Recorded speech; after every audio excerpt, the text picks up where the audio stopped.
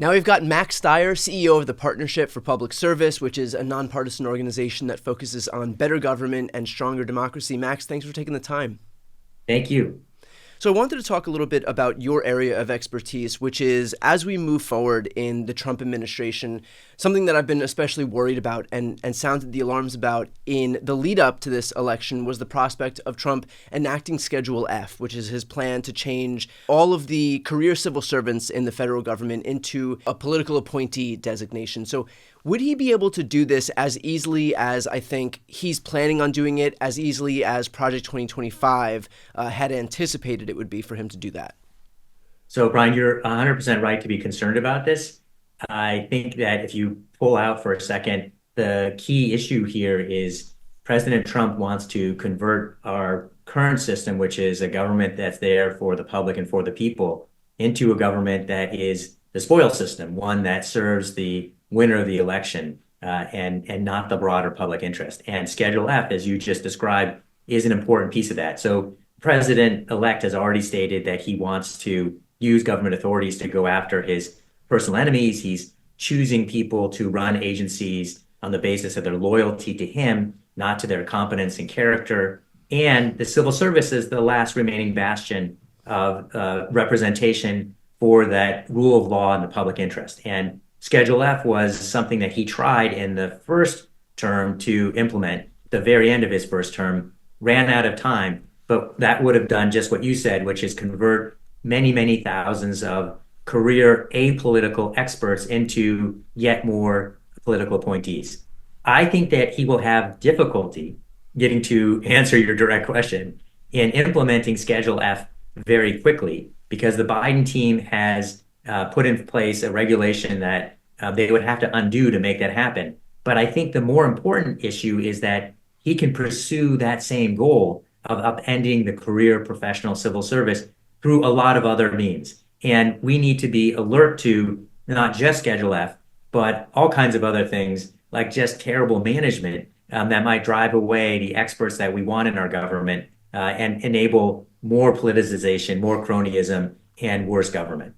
Right. People just seeing that there are unqualified, incompetent people at the top of each department and basically self-selecting out by virtue of not wanting to work under a Pam Bondi, under a Pete Hegseth, under an RFK Jr., for example.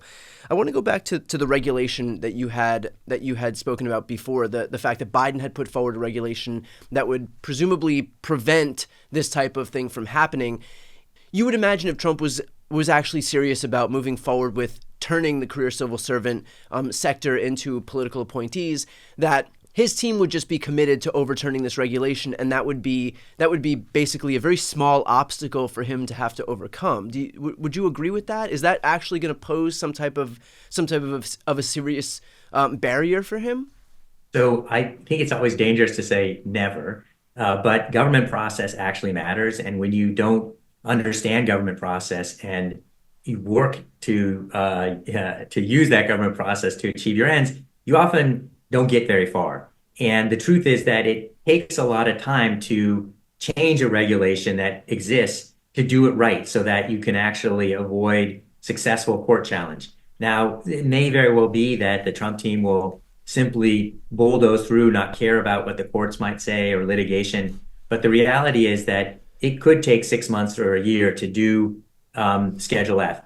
Again, you said it exactly right, though, and that is you don't have to have Schedule F to have the impact of Schedule F.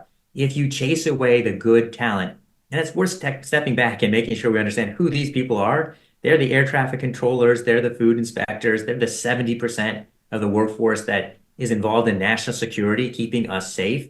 A third of them are veterans. These are people who overall headcount, I should also add, is the same size today in the federal government as it was in the 1960s. So these are people that are serving America. They deserve better. The OMB intended nominee has been taped and quoted as saying that he would like to traumatize the federal workforce so that they don't want to come to work. You do have to worry about how federal employees are being treated because that can lead to effectively the same thing as Schedule F. Great talent leaving, Americans getting hurt because they don't have the best civil servants looking out for them.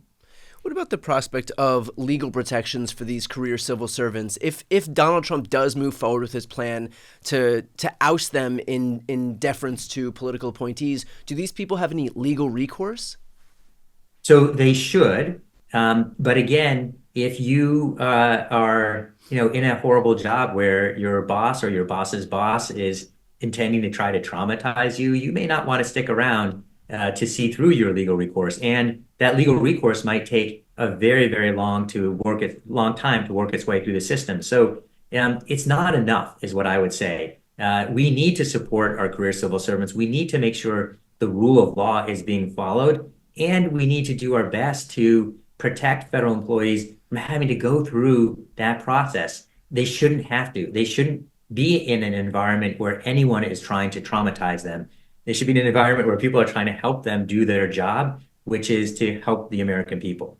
Well, do you think that this would be a little bit of a different situation? Because if you're in, if you work at a restaurant and you have a boss that comes in, a new boss that comes in, that's just like, for lack of a better phrase, just being a dick, right? That's a different example than all of these people recognizing that Donald Trump is coming in with the express purpose of trying to traumatize them in an attempt to get them to self-select out so that he can replace them with political appointees.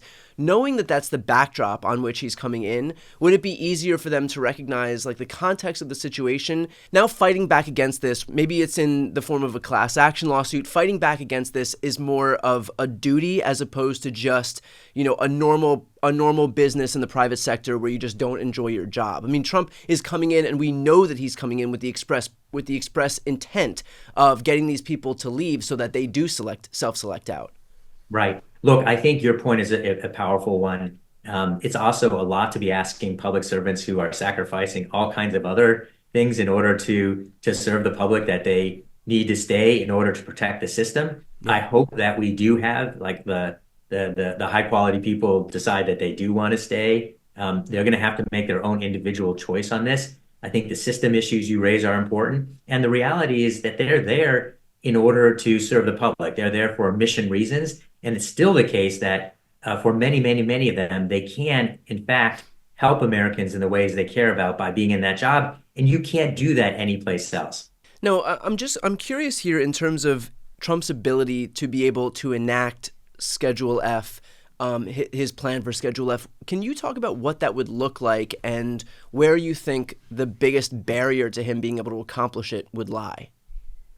So I think, again, just one quick step back once more, and that is that we have a career apolitical system for our civil service because in the 19th century, we did have the spoils system. President Jackson instituted the spoils system. Basic concept was, I won the election, therefore I get to place people who are loyalists to me in government jobs as payoff to them. And frankly, I can then tax them so that they support my political party and on and on and on. The end result was, first and foremost, incompetence in government, corruption, and then ultimately in 1883, the assassination of President Garfield. And that resulted in people looking up and saying, this is not the best way to run our government. Yeah. You really ought to have, civil servants who are there on the basis of their, oath of office to our Constitution and the rule of law. For 140 years, that is the system that we have had.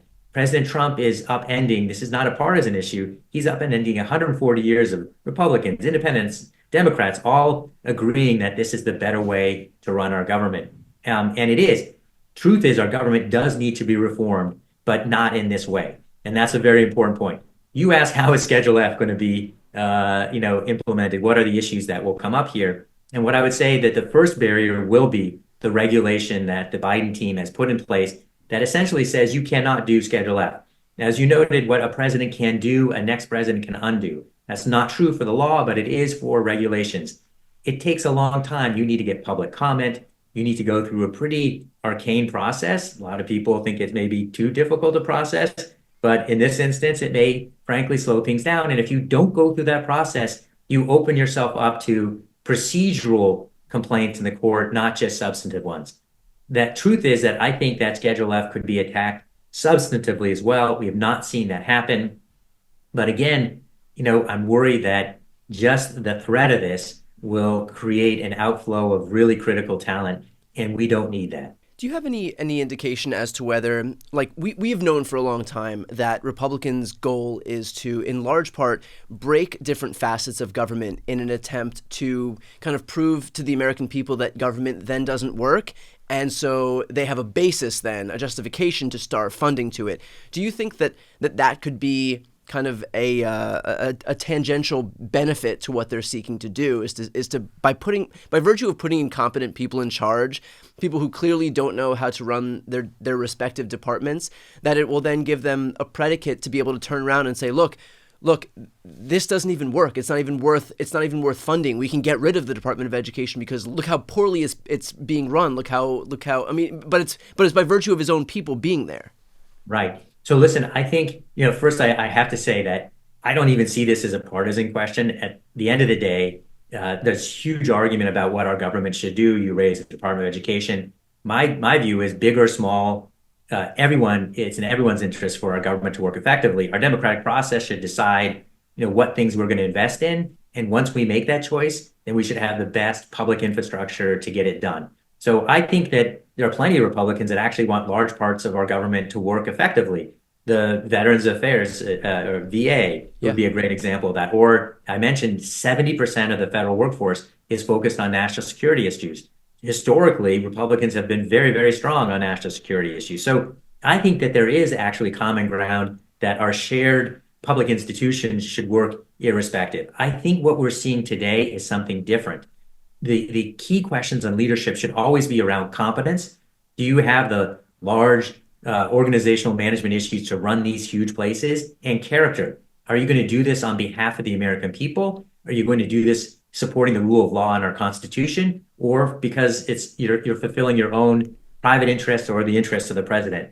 Those should be the issues that determine who's put in charge here. I'm hoping the Senate will be some check on the choices, and they will be examining that character and competence issue.